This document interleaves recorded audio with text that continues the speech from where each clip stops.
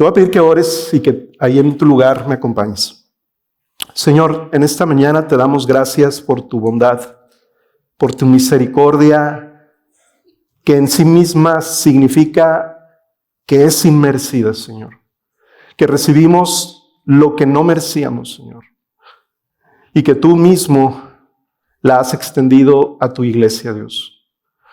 Y no porque nosotros seamos diferentes, ni porque hayamos merecido ese favor. Lo recibimos, Señor, por la gracia que hemos recibido a través de la persona y de la obra de tu Hijo Jesucristo, Señor. Somos y estamos en este lugar, y no me refiero a este lugar físicamente, sino estamos en tu iglesia por lo que tú has hecho a través de Cristo, Dios. Nos has amado, nos has redimido y nos has hecho tu familia. Y el día de hoy te pedimos, Señor, que en esta nueva serie tú nos hables, Señor, y tú nos bendigas y tú nos dirijas, Señor, con tu palabra. Tu palabra es eterna y es verdad, no pasa. Este mundo pasará y tu palabra permanecerá firme y verdadera, Señor.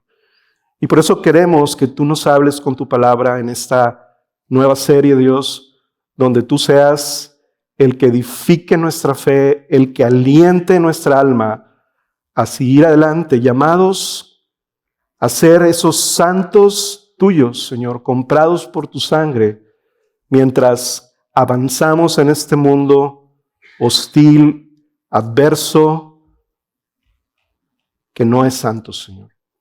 Te pedimos, háblanos, abre nuestro corazón en esta mañana, en el nombre de Jesús. Amén.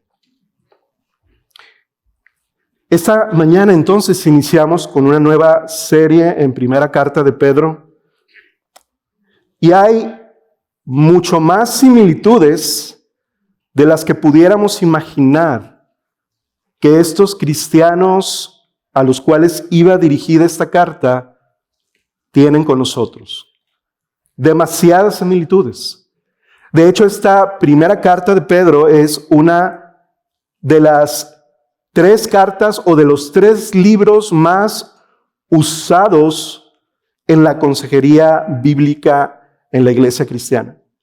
Y la razón es porque la primera carta de Pedro contiene grandes verdades para la vida del creyente en medio de este mundo.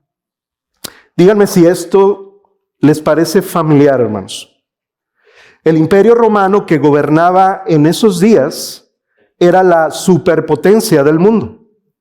Esa superpotencia que comenzó siendo una república con distribución de poderes y mucha democracia, pero que terminó convirtiéndose en un imperio dominado por una sola figura en el poder, el César, el emperador. Un imperio avasallador y conquistador de pueblos al cual nadie le podía hacer frente, pero en una decadencia moral, social y cultural internamente. El lujo, el culto a la personalidad, el entretenimiento eran las cosas que dominaban los deseos de una sociedad que tenía o que buscaba su identidad en el poder, en los logros, en las riquezas y buscando normalizar su estilo de vida entregado a la sensualidad y al egoísmo. Todo el mundo pensaba que ese imperio en ese entonces estaba floreciendo hacia afuera, pero se estaba autodestruyendo al interior de su misma estructura. ¿Te suena conocido? ¿Te suena familiar? Bueno, este imperio romano estaba compuesto por muchos grupos de personas de diferentes etnias, de diferentes culturas, de diferentes ideologías. Y todas estaban entrando en un conflicto y en un caos interno. Y en medio de ello, el Señor estaba haciendo florecer y levantar a su iglesia una nueva clase de comunidad, una nueva clase de humanidad dirigida por su luz inagotable. Este era un grupo pequeño de cristianos con una potente influencia para vivir de una manera diferente y persuadir a las personas que los rodeaban que ellos tenían algo diferente. Pero este grupo de personas pequeño en este entonces a las que Pedro les escribió, tenían una continua persecución y adversidad creciente por causa de su fe. Un maltrato social, un maltrato político, una discriminación laboral. Tenían jefes crueles, jefes injustos. Tenían incluso las esposas que se convertían a Cristo, esposos sumamente injustos, crueles, y maltrataban emocional y físicamente a sus esposos. Eso es lo que dice el contenido de la carta incluso. ¿Le suena eso familiar a nuestro tiempo? ¿Crees que lo que Pedro escribió hace 21 siglos es algo útil, relevante y necesario recordar hoy? A la luz de nuestro entorno actual, la respuesta es un contundente sí. Nosotros hoy, hermanos, vivimos en un mundo que difícilmente nos permite pensar en la eternidad. Difícilmente vemos la eternidad, no nada más el mundo, sino nosotros como iglesia, con la importancia y la relevancia en las decisiones que tomamos día con día. Casi somos empujados por todo lo que nos rodea en este mundo a comprar la idea de que lo más importante en la vida es el hoy y nada más que el hoy. Y no estoy diciendo el hoy, estoy diciendo hoy, el ahora. Y hermanos, nuestros afectos y anhelos constantemente están siendo empujados a eso. En lo que podemos obtener, en lo que podemos lograr, en lo que podemos desarrollar. Aquí hay jóvenes pensando en cómo desarrollarse y no es malo hacer eso, pero cuando se vuelve el tema fundamental, principal y más alto de nuestra vida, algo no está funcionando bien. Algo no está funcionando bien porque la eternidad empieza a diluirse y a oscurecerse en el criterio de nuestras decisiones. Y hermanos, para muchos de nosotros, en este tiempo, nuestra mayor prueba no es la persecución por nuestra fe, sino es algo más sutil y más peligroso. Es la prueba de la seducción, de la voz que resuena en nuestro corazón, la voz de la comodidad y la voz de la prosperidad en este mundo. Esa es una prueba más peligrosa tal vez que la propia persecución de nuestra fe. Nuestro problema no es hoy un mundo que nos hace sufrir por nuestra fe principalmente. No estoy diciendo que no haya personas que padezcan por su fe, seguramente las hay en nuestra misma ciudad, en el sur del país, en muchos lados del mundo, precisamente el lugar donde el pastor Alex va a visitar próximos días. Hay lugares en este mundo que su principal prueba, su principal adversidad es la persecución por su fe. Pero hoy, para nosotros, principalmente en nuestro contexto, en nuestra ciudad y en nuestra actualidad, es que este mundo nos quiere hacer sentir en casa. Es que este mundo nos seduce a buscar, déjenme decirlo de esta manera, la green card para este mundo. Esa es una prueba, hermanos, que es mucho más fuerte y peligrosa de vencer, porque nos hace olvidarnos de la ciudadanía celestial a la que pertenecemos, hermanos. Y por esa razón, uno de nuestros más grandes retos es enfrentar el sufrimiento que llega a nuestra vida, pero también cómo enfrentar la seducción de la comodidad que acecha nuestro corazón. Y ante tal peligro, esa es precisamente la razón por la cual esta carta fue escrita.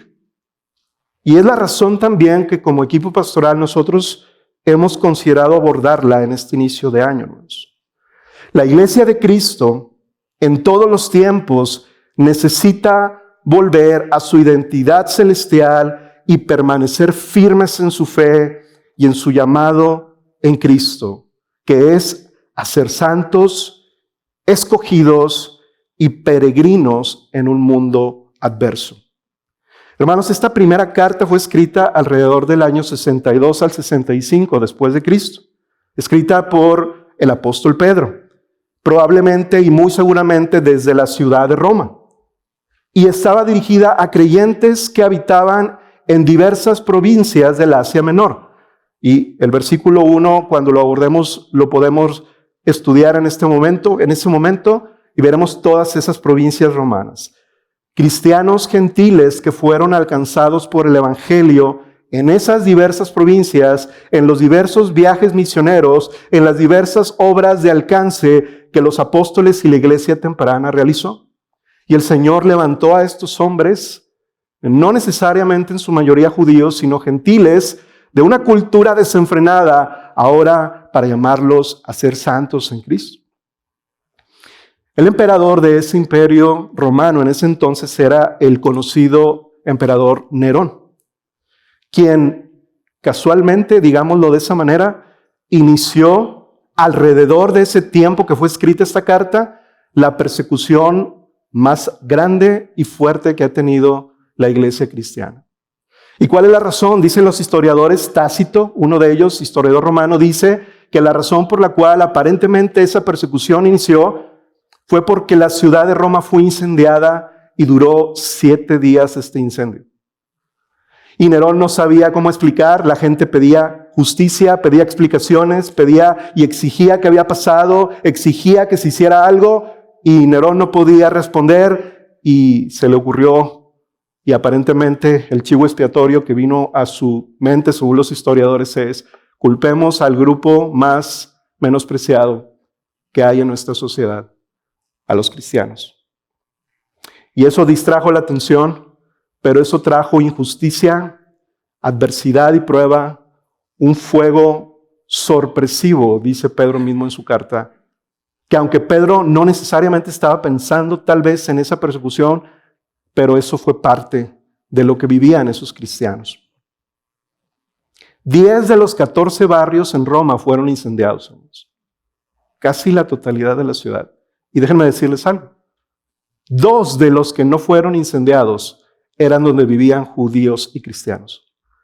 Por eso se volvió más creíble la acusación falsa y el falso testimonio de que ellos habían sido los iniciadores de esto.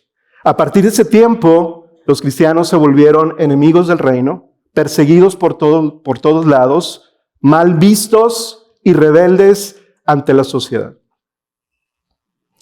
Y probablemente la carta en Primera de Pedro, que se escribió un poco antes de esa persecución, nos dice algo como esto. Quiero que lo veas en la pantalla. Primera de Pedro, capítulo 4, versículo 12 al 13.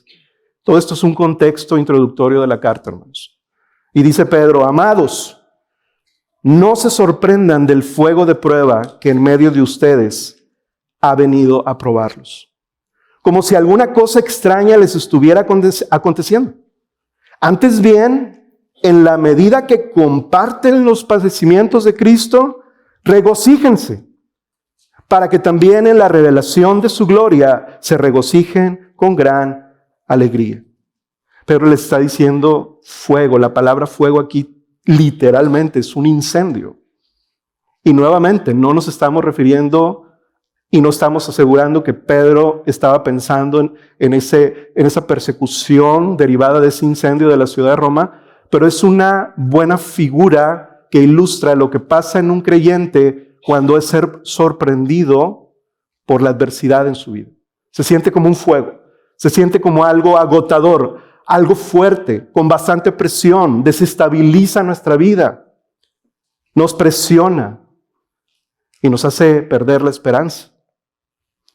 Y hermanos, Pedro les dice: pero quiero que sepan, hermanos, en estas provincias, que este fuego no es algo que se ha salido de las manos de nuestro Dios soberano, sino que es una prueba que el Señor usará para afinarnos y alentarnos en nuestra fe. Estos creyentes, después de unos años, junto con el mismo Pedro, junto con Pablo, la historia indica que esos precisamente fueron los años posteriores donde fue asesinado Pedro, donde fue asesinado Pablo, en Roma, en el tiempo de este emperador Nerón. Parece que la vida termina de una mala manera y en ruina para estos hombres desde el punto de vista terrenal. Pero a la vista de la eternidad, hermanos, sus vidas están llegando a la meta de su llamado en la tierra y les aguarda la herencia y la gloriosa presencia de Dios la gloria reservada para ellos. Y por eso el propósito de esta carta, hermanos, para ir cerrando esta introducción, Pedro mismo la menciona en su carta en el capítulo 5, versículo 2. Yo quiero que tú me acompañes. Es como el cierre de la carta, pero nos indica el propósito de toda la carta que conecta con el propósito de este primer mensaje. Y le dice Pedro a los creyentes: por conducto de Silvano, nuestro fiel hermano, porque así lo considero, les he escrito brevemente, ¿qué? Exhortando y testificando que así como se ve de fea esta situación, y difícil y adversa, esta es la verdadera gracia de Dios. Estén firmes en ella. Quiero que lean la versión Nueva Traducción Viviente en ese mismo versículo porque nos da un detalle más que podemos tratar de entenderlo en nuestro contexto. Pedro dice: les escribí y envié esta breve carta con la ayuda de Silas, a quien les encomiendo como un hermano fiel. Mi propósito al escribirles es alentarlos y asegurarles que lo que están atravesando es en verdad parte de la gracia de Dios para ustedes. Manténganse firmes en esta gracia. Eso es nuestro deseo también en esta mañana y en el arranque de esta serie, hermanos. El deseo de Pedro es también nuestro deseo como equipo pastoral.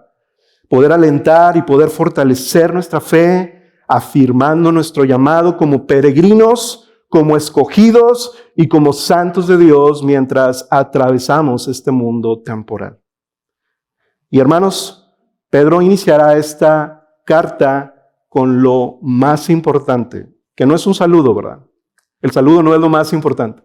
Pedro empieza con un saludo, pero en ese saludo Pedro ya está lanzando todo el armamento espiritual que los creyentes necesitamos escuchar para poder alentar y afirmar nuestra fe. ¿Qué es eso? Nuestra identidad. ¿Quiénes somos delante de Dios en este mundo?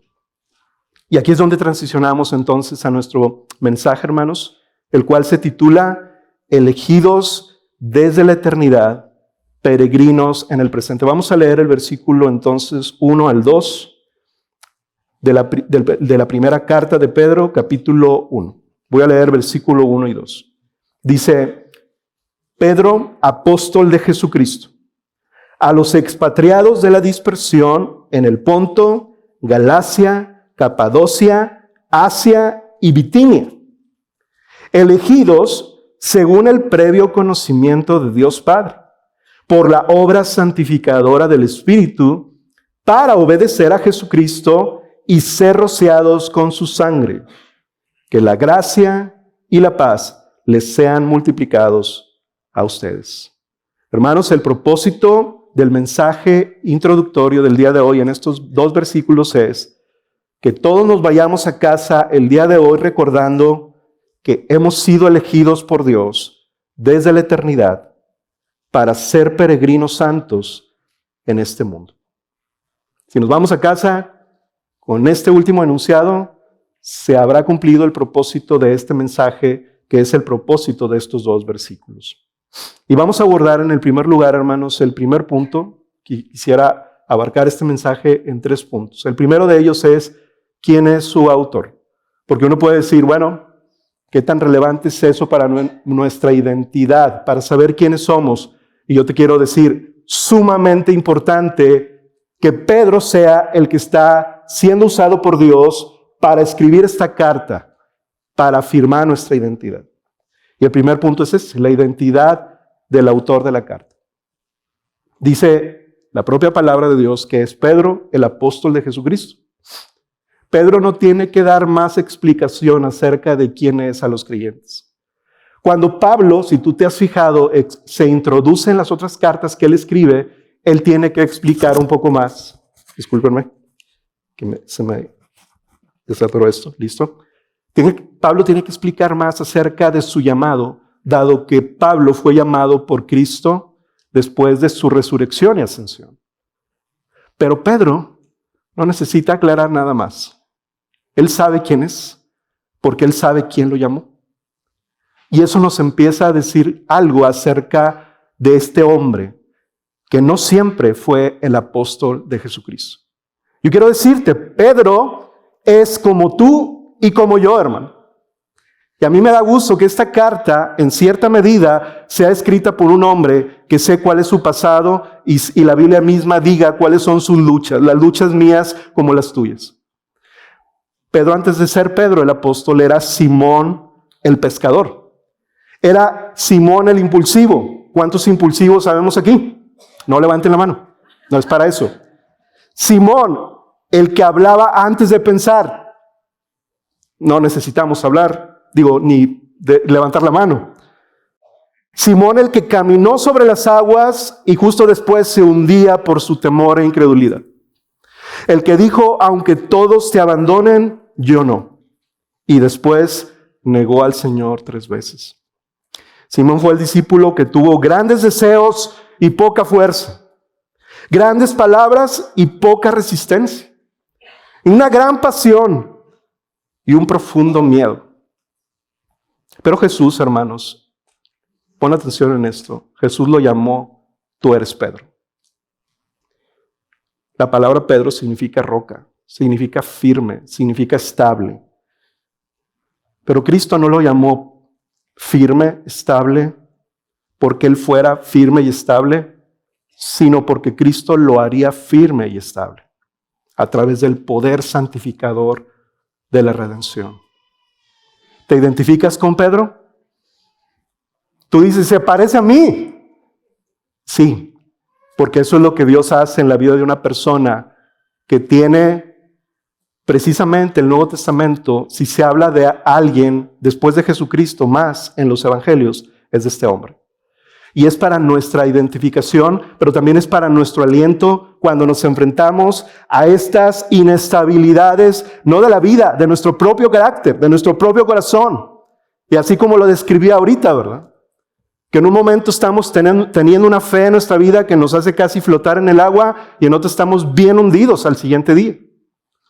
Que queremos resolver las cosas con nuestras propias fuerzas, como Pedro lo quiso hacer cortándole la oreja a un soldado cuando Jesús iba a ser arrestado. Me parece tanto a nosotros, ¿verdad? Pero esto, hermanos, es precisamente algo útil a la luz del tema de primera carta de Pedro. Este es un hombre que aprendió y fue transformado por Dios y fue afirmado por Dios en su inestabilidad. ¿Para qué? Precisamente para ser un hombre que pudiera alentar a otros a permanecer firme. Pero hay algo particular, hermanos, que yo quiero que vean en uno de los episodios de la historia de Pedro. Un episodio que nos demuestra algo importante a la luz del tema de esta primera carta. Cuando Jesús estaba con sus discípulos y hizo una pregunta muy importante. ¿Quién dicen los hombres que soy? Ustedes recordarán ese episodio. Y adivinen quién fue el primero que contestó. Pedro. Y contestó correcta y contundentemente bien esa pregunta. Tú eres el Cristo, el Hijo del Dios viviente. ¡Wow! Jesús lo reconoció, pero también le dijo, el Señor te lo ha revelado. Qué bueno que contestaste así, Pedro. Pero unos versículos más adelante, ni siquiera otro día, cuando Jesús dice, bueno, quiero decirles que voy a Jerusalén porque voy a padecer en manos de los sacerdotes y de las autoridades, y voy a morir. Jesús no acepta esa adversidad en su vida. Pedro, discúlpenme, sí. Jesús sí, Pedro. Ya ven que soy como Pedro también, ¿verdad? Por eso me identifico muy bien. Espero que tú también.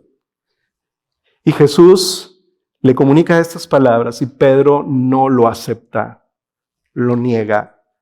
Mateo 16, 22, 23 dice que reprende Pedro a Jesús. Léelo conmigo. Dice, tomando aparte a Jesús. Quiero que te imagines esta escena. O sea, es Jesús, el Cristo, el Hijo del Dios viviente, y yo, un discípulo pescador, lo voy a agarrar para exhortarlo, corregirlo. Y le dice estas palabras. No lo permita Dios, Señor. Eso nunca te acontecerá. Pero ahora nota esto, que es lo que conecta con el tema del que quiero que tú veas de primera carta de Pedro. Dice, pero volviéndose Jesús, dijo a Pedro, tú no quieres escuchar esas palabras de Jesús a tu vida, ¿verdad? Quítate delante de mí, Satanás. Me eres piedra de tropiezo. Y aquí está la clave. Lo que quiero que pongan atención. Porque no estás pensando en las cosas de Dios, sino en las cosas de los hombres. Y ese es precisamente el reto de Pedro en ese momento. El reto de los creyentes a los cuales Pedro les escribe esta carta. Y es el reto tuyo y es el reto mío. Cuando enfrente de la adversidad no ponemos nuestros ojos, ¿dónde? Las cosas de Dios, sino en las cosas de los hombres. Hermanos, reaccionamos como Pedro con una visión humana al sufrimiento para poner la mirada no en Dios, sino en las circunstancias, en los problemas y también incluso en el bienestar que este mundo nos ofrece. Esto es como si el Señor le dijera a Pedro, poner tu mente en las cosas de este mundo, Pedro, es pensar satánicamente.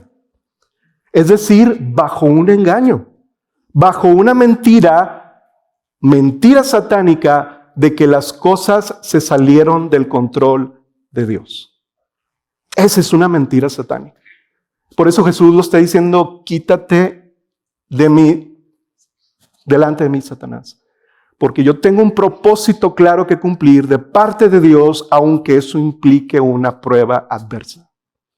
Pero para nosotros, hermanos, nuestro reto en nuestra carne es que cuando enfrentamos pruebas, adversidades e incluso seducciones a la comodidad y a la prosperidad, todo nos impulsa a tomar decisiones conforme a las cosas de los hombres y no conforme a las cosas de Dios. Por eso nos sorprende, como a los creyentes que Pedro les escribe, nos sorprende el fuego. ¿Qué está pasando en mi vida? Todo se está derrumbando, Dios no me está bendiciendo, algo estoy haciendo mal. Y el Señor nos recuerda, ¿no? Pon tu mirada en las cosas de arriba. Dios está afinando y afirmando nuestra fe. Señor, no, es que eso como que no lo dijeron, como que no me gusta. Bueno, seamos sinceros y podamos decírselo al Señor de esa manera para que nos fortalezca. Pero no es verdad, hermanos, que la adversidad a veces nos hace pensar que cuando la atravesamos Dios no está ahí presente. O como que algo hicimos y Dios nos está como castigando. Piénsalo un poco. Cuando por alguna razón tú te quedas sin trabajo, o por alguna razón estás sufriendo un maltrato, o alguien te está haciendo a un lado por causa de tu fe, en tu familia, en tu entorno, ¿qué piensas acerca de eso? ¿Qué piensas en esos momentos? Pero yo quiero decirte, hermano, que Pedro no se quedó ahí, sino que el Señor lo transformó. Los evangelios nos dicen y nos narran de un Pedro que duda, que tropieza, que teme y que falla, pero el libro de Hechos nos habla de un Pedro que predica con valentía, que pastorea con sabiduría y que confronta al mundo con fidelidad. ¿Qué pasó con ese hombre? ¿Qué pasó con Pedro? Bueno, pasó Cristo sobre él. Cristo lo transformó. El Espíritu Santo lo santificó. ¿Por qué, hermanos? Porque Pedro era amado por Dios desde antes de la fundación del mundo. Jesús le dijo a Pedro, antes de negarlo, Jesús le dijo a Pedro, Satanás ha pedido sus vidas para zarandearlos. Pero déjame decirte que yo he pedido para que tu fe no falle y no falte. Y una vez que regreses, fortalece a tus hermanos. Y esta carta es el cumplimiento de las palabras de Jesús para ese hombre. Esta carta es la prueba de que las palabras de Jesús se cumplen porque Él es Dios. Él está fortaleciendo en esta carta a los hermanos. Y hermanos, saber que Pedro es el que escribe esta carta, a nosotros nos ayuda a afirmar nuestra identidad, que es nuestro segundo punto. Nuestro segundo punto es, ¿quiénes somos? Bueno, somos peregrinos. No está tan largo el punto, ¿verdad? Somos peregrinos. Dice el versículo 1 que esta carta va dirigida a los expatriados de la dispersión. Lo que eso significa, en primer lugar, es que un peregrino, un expatriado, un exiliado, es alguien que se encuentra residiendo temporalmente en un lugar, pero va de paso hacia otro. Y esta, hermanos, es la primera base fundamental de nuestra identidad como iglesia. Yo te quiero decir esto, somos peregrinos, hermanos. Aquí no es. Aquí no es. Es lo que significa somos peregrinos. Y quiero decirte en este segundo punto, por qué eso es bueno. Porque suena muy malo, ¿verdad? O suena muy incómodo. O suena como que no nos gustaría. Pero la realidad de la vida que testifica el Espíritu Santo en tu corazón, si tú estás aquí sentado hoy en esta mañana y estás empezando este 2026, tú puedes saber en tu corazón, es verdad, yo no soy de este mundo. Soy peregrino. Y Pedro no está describiendo con estas palabras una situación geográfica de los creyentes. No, él está describiendo una situación espiritual. No es que les diga expatriados porque por alguna razón ellos están dispersos, sino que están dispersos por causa del evangelio que ha llegado a su vida, porque Dios los ha salvado desde esos diferentes lugares que ellos se encuentran en el Imperio Romano. Y les dice que son expatriados porque ellos pertenecen a una patria celestial, tal como tú y como yo, hermanos. La palabra peregrino significa que es alguien que va rumbo a otro lado y que solamente se encuentra en ese lugar, pero no tiene ciudadanía de ese lugar. Pedro quiere que la iglesia entienda, este mundo no es nuestro hogar, es el lugar del trayecto. Y hermanos, Dios nunca prometió que este mundo sería nuestro hogar. Prometió que sería nuestro camino. Un camino donde ciertamente Él nos sostiene y nos santifica y nos prepara para el reino eterno. De hecho, los cristianos del primer siglo, hermanos, eran conocidos como los del camino.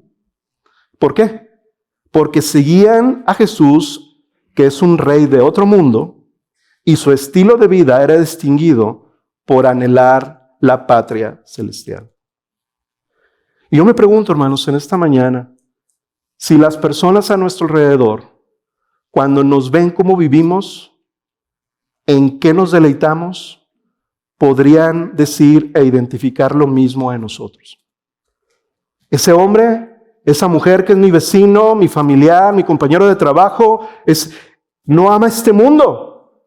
Como que tiene sus afectos en otro lado que no es este mundo. Y yo te pregunto en esta mañana, ¿es tu estilo de vida, hermano, uno que se asienta y se acomoda a este mundo, o uno que se distingue de ser un peregrino que va de paso por este mundo? Piensa en las últimas decisiones de tu vida en estos meses. ¿Son decisiones de un residente temporal en este mundo?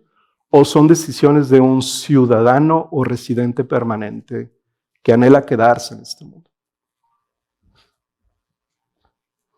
Hermanos, el Señor alcanzó con su poder salvador a estos gentiles cristianos en estas provincias, en una cultura desenfrenada, y los llama a vivir con un corazón y con unos afectos nuevos y santos, porque ya no aman lo que antes ellos mismos y el mundo amaban. Mira lo que dice Pedro, 1 Pedro capítulo 4, versículo 3 al 4. Dice, porque el tiempo ya pasado les es suficiente para haber hecho lo que agrada a los gentiles, habiendo andado antes en sensualidad, en lujurias, en borracheras, en orgías, en embriagueces y abominables idolatrías.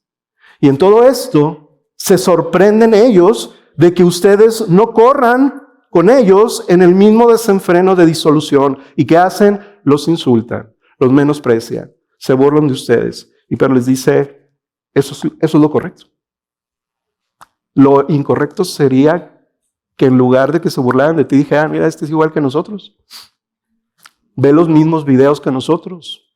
Le gusta el doble sentido igual que nosotros. Por decir algunos ejemplos.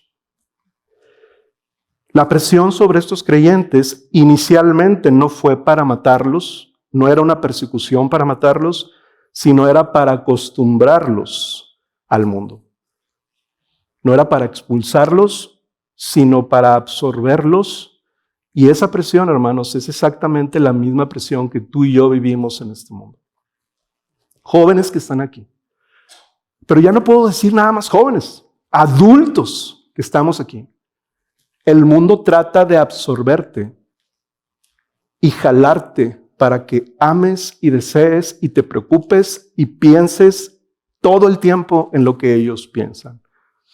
Eso no tiene sentido para un peregrino.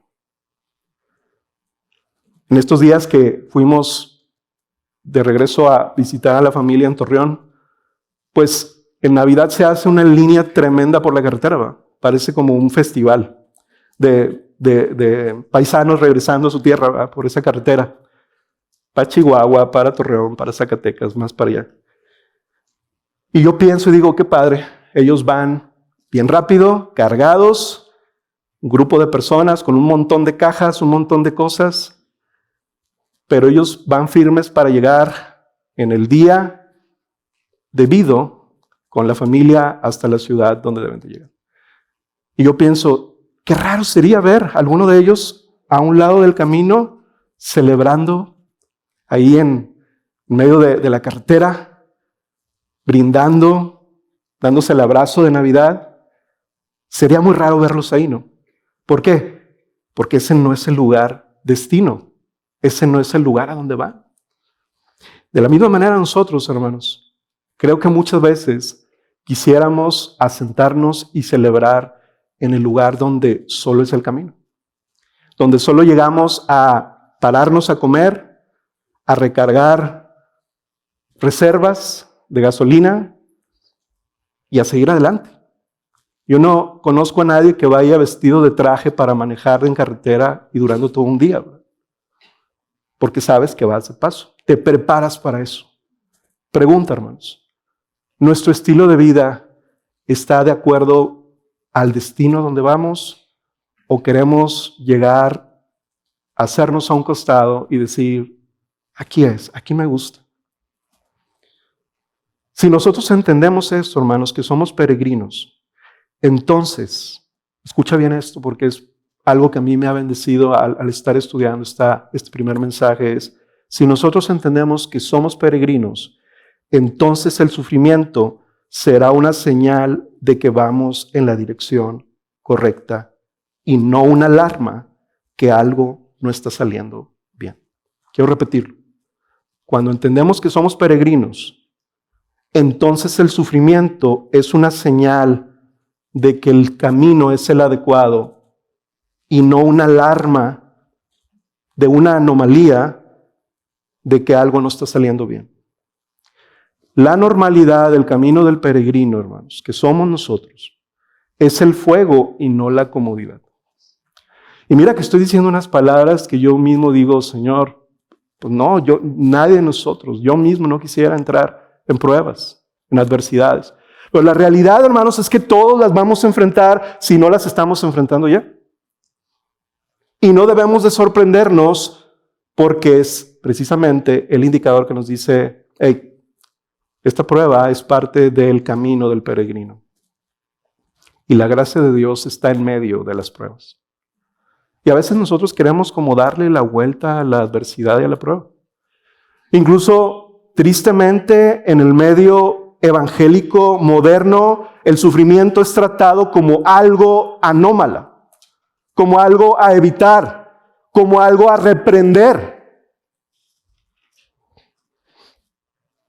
Y la Biblia dice otra cosa, que es el medio que Dios usa en su gracia para fortalecernos y afirmar nuestra fe. porque es una realidad que el sufrimiento es parte de este mundo caído. No es que Dios lo haya diseñado, hermanos, de inicio, sino que en este mundo caído, en su amor y obra redentora por nosotros, el Señor incluso usará esas cosas que suceden en este mundo caído para demostrar al mundo que nosotros no somos de este mundo, que nosotros tenemos nuestra fortaleza en la gracia de Dios. ¿Tú crees eso, hermano? Y yo sé, tal vez tú digas, bueno, sí lo creo, pero no digo amén porque como que batallo en eso, ¿verdad? Está bien, yo también. Pero aquí el punto es que tú veas y tengas esta visión, hermano. Tú eres un peregrino. Y cuando tú eres un peregrino, entonces los peregrinos priorizan sus decisiones de vida no en base al bienestar, dónde estoy más a gusto, dónde sufro menos, dónde me va mejor económicamente, dónde me tratan mejor, dónde me reconocen. Porque a veces es como decidimos como creyentes cosas. Como creyentes decidimos en base a lo que acabo de decir, dónde vamos a trabajar, qué amigos conseguimos, dónde vamos a vivir e incluso en qué iglesia vamos a estar. Donde me traten bien, donde me sienta mejor, donde no tenga problemas. Y yo digo, ¿dónde es eso? Allá arriba. Porque yo, hermano, te invito a leer todo el Nuevo Testamento y todas las cartas dirigidas a iglesias tienen problemas, tienen pruebas, tienen adversidades. Pero no nos sorprendemos de ellas porque como peregrinos entendemos que son parte de nuestra vida. Y si entendemos que somos peregrinos, entonces no dependeremos de la aprobación social, afectiva, laboral. Y no confundiremos bendición con prosperidad. Me fue muy bien en este negocio, pastor. Gloria a Dios. Pero ese negocio y esa bendición o esa prosperidad te está acercando más a Dios, está fortaleciendo tu vida, estás comportándote como un creyente. Entonces sí es una bendición. Porque si no es así, el diablo también prometió prosperidad. ¿Y la diferencia cuál es?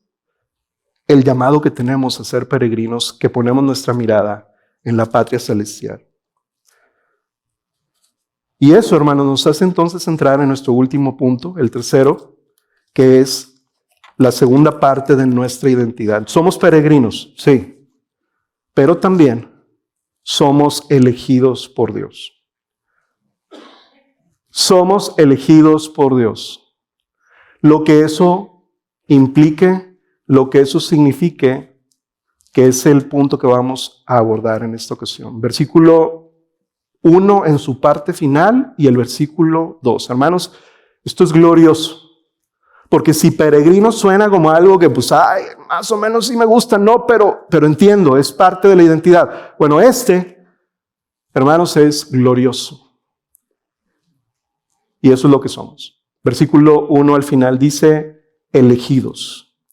Versículo 2, según el previo conocimiento de Dios Padre por la obra santificadora del Espíritu, para obedecer a Jesucristo y ser rociados con su sangre, que la gracia y la paz les sean multiplicadas. Hermanos, la palabra elegidos significa literalmente escogidos, lo cual quiere decir que hay una voluntad de alguien para hacer esa acción. Lo cual quiere decir que no depende de ti o de mí para que esa elección suceda. Depende de aquel que la está ejerciendo. Y yo sé, hermanos, que esto es sumamente difícil, a veces discutido por muchos creyentes. ¿Qué significa? ¿Cuáles son los alcances? ¿Qué quiere decir esto? ¿Cómo se relaciona con la predestinación o no y nuestra responsabilidad? Ese no es el propósito de la palabra elección, hermanos. Y yo quiero apuntarte a lo que sí Dios quiere comunicarnos cuando Él habla acerca de que somos elegidos. Esta, hermanos, es la realidad contrastante y más gloriosa del pueblo de Dios. Escucha esto. Somos peregrinos porque en la eternidad pasada fuimos elegidos y escogidos por Dios. este término no describe solamente el modo que fuimos salvados, sino describe el corazón y la intención de Dios al salvarnos, lo cual quiere decir que si Él eligió a alguien es porque lo amó también primero. Escucha esto, hermano, por favor. Trata de alinear tu mente ahorita, más que pensar en cómo esto se entiende. Trata de ir al corazón de Dios. El corazón de Dios es, Él ama, y al que ama conoce, y al que conoce Él lo elige, Él lo escoge. Y no por nuestros méritos, porque dice la Biblia que Él nos eligió y escogió desde antes de la fundación del mundo. Es lo que significa la palabra previo conocimiento, hermanos. Previo conocimiento no es esto. Escúchame bien, por favor. Previo conocimiento no es que Dios te escoge porque Él vio el futuro y vería que tú te portarías bien, tomarías buenas decisiones y elegirías a Cristo, entonces por eso te escogió. Eso no es verdad. Eso no es lo que significa previo conocimiento. Lo que significa previo conocimiento es, esta palabra en original es el conocimiento personal y relacional íntimo de una persona con otro. Te voy a poner un ejemplo. En el Antiguo Testamento, la Biblia dice que Adán conoció a Eva. ¿Y qué pasó después de eso? Tuvieron 2 hijos. ¿Qué significa esa palabra, conocer? Significa una relación de amor íntima entre 2 personas. Cuando la Biblia dice que Dios nos eligió según su previo conocimiento, es porque Él nos está apuntando a una realidad afectiva de su amor por aquellos que Él elige. Un amor incondicional, hermanos. Un amor eterno. Dios el Padre, dice aquí, nos escogió según el previo conocimiento. Hermanos, esto es increíble. Yo quiero que sientas el corazón de Dios de lo que Él dice que la iglesia es.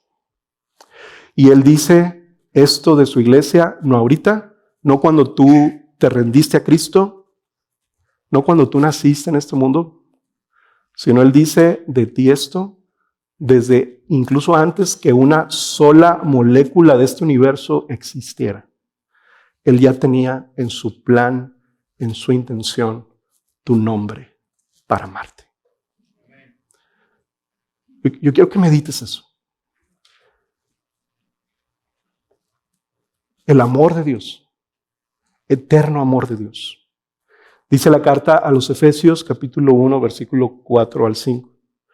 Porque Dios nos escogió en Cristo antes de la fundación del mundo. Porque hay un propósito. Cuando Dios nos escoge, no nos escoge para que nosotros caminemos en este mundo igual que el resto del mundo. Porque estamos en el mundo, pero no somos de este mundo. Por lo cual hay un propósito, y ese propósito dice para que fuéramos santos y sin mancha delante de Él. Por eso la serie se llama así, llamados a ser lo que Dios quiere que seamos. El propósito de nuestra salvación, ser santos. Ser apartados. ¿Por qué? Porque Dios nos amó desde antes de que ninguno de nosotros tuviera ninguna molécula en nuestro cuerpo. Y sigo leyendo. Dice que en amor. A mí me encantan esas palabras. Nunca están de más. En amor. Eso es lo que motivó el corazón de Dios. No es que Dios estuviera orquestando en su soberanía y su omnisciencia como las fichas que Él mueve en un tablero. No es así. Para su iglesia, Él siempre manifiesta su amor. Y dice el versículo 5, que en ese amor nos predestinó para adopción como hijos para sí, mediante Jesucristo, conforme. Si tú quieres preguntar, aquí está la respuesta en esta última parte. ¿Qué motivó a Dios? Amarnos, y dice, conforme a la buena intención de su voluntad. Porque Él es así. Porque Él es un Padre que ama. Y por eso Pedro le dice a los cristianos, porque Dios el Padre los escogió según su previo conocimiento, su gran amor eterno. El amor de un padre que se manifiesta aun cuando el hijo no ha nacido. Los que son padres aquí podrán confirmar conmigo. Tú no amas a tu hijo cuando ya está haciendo cosas en su vida, y menos de adolescente o de joven, sino lo amas independientemente de lo que él haga, incluso antes de que él naciera. Tú escuchas la noticia que te dice el doctor o tu esposa, ¿qué crees? Estoy embarazada. Y algo surge en tu corazón de amor, algunos de susto, algunos de preocupación, pero el amor está ahí, hermanos. Y yo te aseguro que no hay nada en la vida que tú no quisieras dar y hacer por ese hijo que aún no ha nacido. Es el amor de Dios, hermanos. La elección no es el resultado de nuestra fe. Nuestra fe es la respuesta a su elección. Antes de que existieras, Él te conoció. Antes de que respondieras, Él te amó. Antes de que creyeras, Él te buscó. No pertenecemos a este mundo, hermanos. El Evangelio nos ha abierto los ojos a algo. Tú perteneces a Dios. Cristo apareció en este mundo para simplemente hacer efectivo la elección soberana y amorosa de Dios de que tú eres amado por Él. Quiero que me acompañes a leer este pasaje. A mí me conmueve, pero es muy certero a la luz de esta realidad de la elección. Jeremías 31, versículo 3, en la nueva, de hecho, es la versión internacional, iba a decir la nueva traducción viviente, no, la nueva versión internacional, sí. Dice esto, pon atención a la pantalla, hermano. Esto es lo que dice Dios en relación a su elección y su amor por los suyos. Hace mucho tiempo se me apareció el Señor y me dijo, con amor eterno te he amado. Por eso te he prolongado mi fidelidad. Y luego dice el versículo 9, el 8, yo los traeré del país del norte, los reuniré desde los confines de la tierra. Volverá una gran multitud. Entre ellos van a venir ciegos y cojos, ¿verdad? Gente sufriendo, gente que estábamos metidos en nuestro pecado, perjudicados por las circunstancias y por el pecado de otro, pero también dice embarazadas y parturientas, personas abandonadas, personas necesitadas, personas en familias disfuncionales. Versículo 9, entre llantos vendrán, pero entre consuelos los conduciré. Los guiaré a corrientes de agua por un camino llano en el que no tropezarán. Nota esto, yo soy el Padre de Israel. Mi primogénito es Efraín. Versículo 20, el último. ¿Acaso no es Efraín mi hijo amado? Quiero que notes el corazón de Dios aquí, hermano. ¿Acaso no es el niño en quien me deleito? Cada vez que lo reprendo, vuelvo a acordarme de él. Por él mi corazón se conmueve. Por él siento mucha compasión. Afirma el Señor. Estas palabras son para ti, hermano, hoy. Dios quiere recordarte eso. Probablemente tú tuviste un papá y una mamá que te quisieron. Tal vez no. Yo quiero que veas lo que Dios dice de ti cuando Él te hace venir a Cristo. Te da a conocer quién eres. Y Él se da a conocer a ti como lo que Él es. Padre. Que te ama. Que tiene compasión de ti. No estás solo en las pruebas, en la adversidad, en la falta de trabajo, en la enfermedad. Pero tampoco estás solo cuando este mundo te quiere seducir a la comodidad. También viene el Padre y te corrige. También viene el Padre y dice, este es mi hijo, yo no lo voy a dejar que se pierda en estas cosas. Y ese es Dios hoy recordándote, sea lo que sea que estés por hacer en este año, si estás siendo invadido por el dolor y el sufrimiento de las pruebas, o estás siendo seducido por las cosas de este mundo para quedarte y asentarte en este mundo.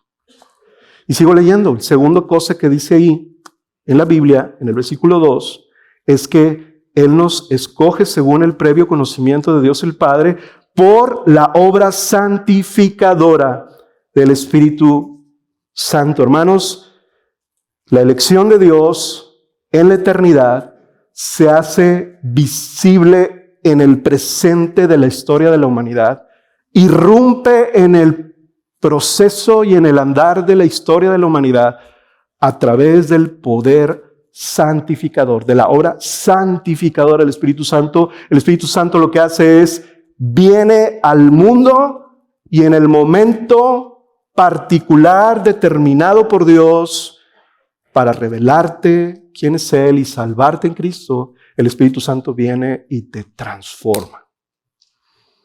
Ahí en la familia, ahí con tu carácter, con tus debilidades, la elección de Dios en la eternidad se hace realidad y presente cuando el Espíritu Santo viene en su obra santificadora y te revela a Cristo. Esta es la dimensión de la obra del Espíritu, hermanos. El apartar, el transformar, el habilitar y el dar nueva vida a un creyente, a una persona para traerlo a su familia. Es lo que la Biblia llama nueva creación. Es lo que la Biblia llama nacer de nuevo. Le preguntaban a Jesús cómo entramos al reino de los cielos. Y Jesús les decía, tú tienes que nacer de nuevo. Y eso solamente lo produce el Espíritu Santo. Es el poder del Espíritu, hermanos, el que separa al pecador de su incredulidad y lo llama a responder en fe a Cristo. Es probablemente lo que tú, si estás aquí por primera vez o no has rendido tu vida a Cristo y estás escuchando este mensaje y estás sintiendo como hay un deseo de venir a Cristo, eso es lo que el Espíritu Santo probablemente esté haciendo en tu vida. Te da un nuevo corazón, te quita las vendas para verlo como Él es, te convence de pecado, te despierta a la necesidad de un Salvador. Hermanos, el Espíritu Santo nos lleva a Cristo y a su obra redentora en la cruz para reconocer que no hay otro camino ni hay otro sacrificio, sino solo el que Jesús dio en la cruz por nosotros. Y es el Espíritu Santo el que nos hace abrazar su perdón y el que nos hace tener vida eterna que proviene de Él. Y ahora, ¿cómo el Espíritu Santo entonces obra en los que ya somos creyentes? ¿Qué hace el Espíritu Santo? ¿Cuál es esa obra regeneradora? Porque ahí se menciona que es una obra regeneradora presente, continua, no se acaba. No nada más es en el inicio, sino es toda nuestra vida, todo nuestro trayecto. Bueno, déjame te digo. El Espíritu nos da una nueva manera de ver nuestro mundo. Transforma nuestra mente. Nos hace comprender la palabra de Dios. Nos da el discernimiento para distinguir la verdad del error. Pero sobre todo, al creyente, el Espíritu Santo lo santifica al desengañarnos cuando nuestro propio pecado nos quiere engañar en nuestro propio corazón.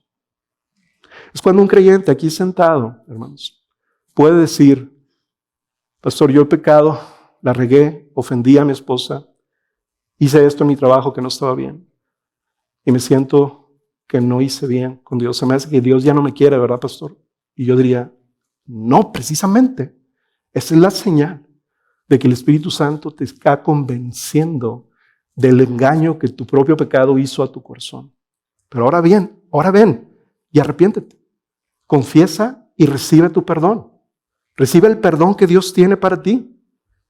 Primera de Juan, capítulo 1, versículos 7 al 9 dice esto.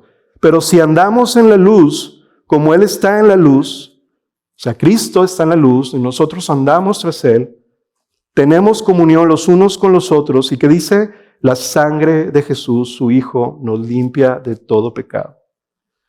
Y eso es lo que dice la última parte del versículo 2 de la carta de Pedro. Dice que Dios nos santifica, nos aparta para Él, nos hace una nueva criatura, nos da una nueva realidad espiritual. Estamos en este mundo todavía, seguimos siendo los mismos físicamente, pero ahora tenemos ya una realidad espiritual diferente. Pertenecemos al Señor, somos de Él.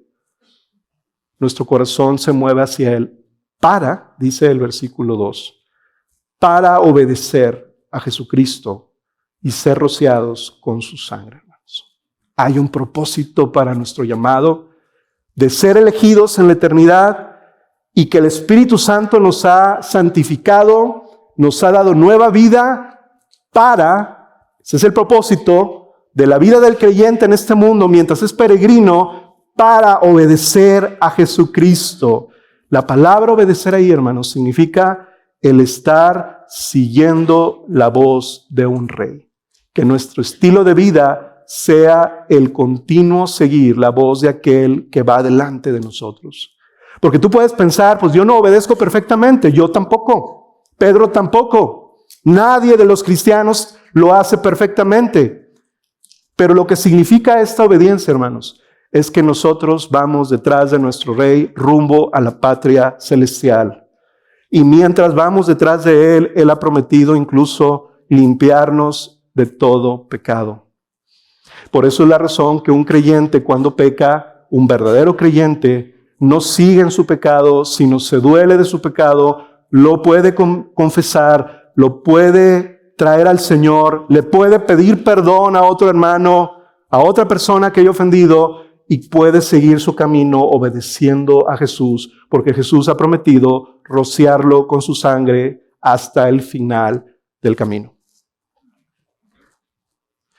La sangre de Cristo cubre a aquel que sigue a Jesús, no a aquel que no sigue a Jesús.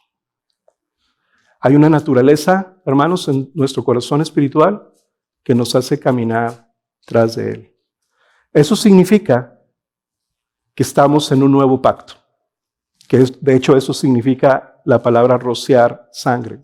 Acabamos de ver la serie de Éxodo y vimos en dónde se roció sangre, cuando el Señor hizo un pacto con Moisés y con el pueblo de Israel en el monte Sinaí. Y ahí es, hermanos, donde nosotros debemos recordar, Dios nos ha hecho entrar en un nuevo pacto por la sangre de Cristo, para seguirlo a Él. Y yo quiero terminar con esto, hermanos. La Biblia termina con esto. En este versículo 2, Pedro dice que la gracia y la paz les sean multiplicadas a ustedes. ¿Por qué?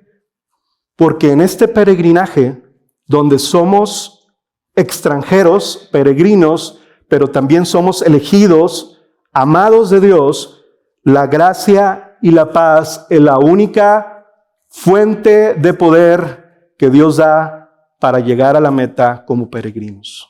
No llegamos a la meta en nuestras propias fuerzas ni sabiduría. La gracia de Dios es la bendición generosa que el Señor ha prometido siempre dar a los suyos. Hermanos, nada que ocurra en este mundo, por más difícil, inentendible, proviene de un castigo o de un juicio de Dios, porque Dios ha declarado su paz para contigo por medio de la sangre de Cristo. Él está en paz contigo, ya no es tu enemigo, ya es tu Padre, como lo vimos hace un momento. Por lo tanto, yo me puedo acercar en el momento más difícil de ese trayecto como peregrino y decirle, Señor, no tengo fuerzas. Y el Señor decirme, bástate mi gracia, estoy en paz contigo, tú vas camino a mi morada. El Señor no te va a soltar ni te va a abandonar, hermano. Ni en este año 2026, ni en el resto de tu vida. Yo quiero que lo recuerdes. Se siente como si estuviera yo solo, pastor. Sí, pero no significa que tú tengas que evaluar tu vida a la luz de lo que ves. ¿Recuerdas lo que dijimos al principio? No pongas tu mirada en las cosas de los hombres, sino en las cosas de Dios. Conclusión, hermanos. Somos peregrinos porque somos elegidos de Dios. Y hemos sido despertados por Dios para descubrir que nuestra ciudadanía no la tenemos que andar consiguiendo en este mundo. Él ya nos la dio en Cristo y es una ciudadanía permanente en los cielos para gozarnos y estar en la presencia de Dios para siempre. Para siempre. Para siempre. No se alarmen, hermanos. Cuando el mundo no nos recibe o nos rechaza o los proyectos que tenemos no salen como esperábamos. Aquí no es, hermano. Quiero que lo recuerdes. Ya casi llegamos. Ya casi. Pedro le dice por un poco de tiempo a los cristianos, poco más de tiempo. Pero ya estamos seguros, porque Cristo nos ha manifestado su amor al llamarnos a Él y santificarnos, hermanos. Quiero orar. ¿Por qué no cierras ahí tus ojos para terminar?